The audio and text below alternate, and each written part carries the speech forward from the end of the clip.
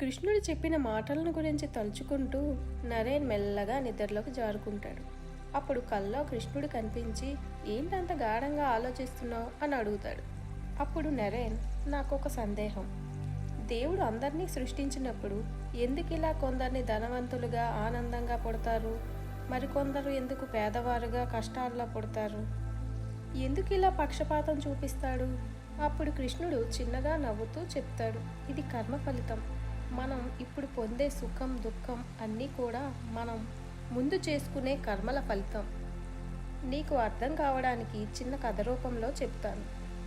ఒక అడవిలో నక్క, కోతి, తాబేలు మంచి మిత్రులుగా ఉండేవాళ్ళు.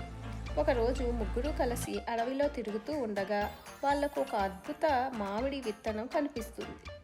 దాని పక్కనే ఉన్న ఒక పత్రాన్ని తెరిచి చూస్తే, నన్ను నేడే నాటండి, 10 రోజుల్లో ఫలిస్తాను, కానీ మీరు నాపై చూపే శ్రద్ధ మీద రుచి ఆధారపడి ఉంటుంది.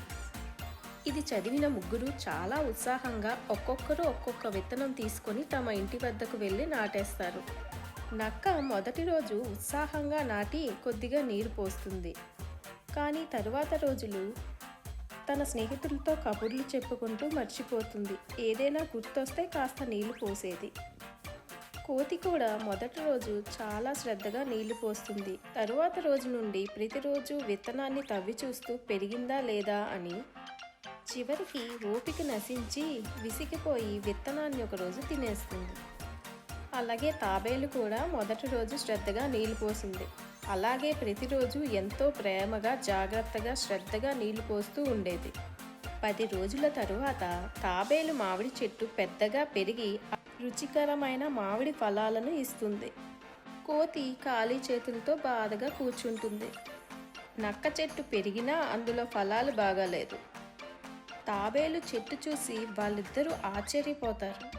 అప్పుడు నక్క చాలా కోపంగా, ఇది చాలా అన్యాయం అని అరుస్తుంది.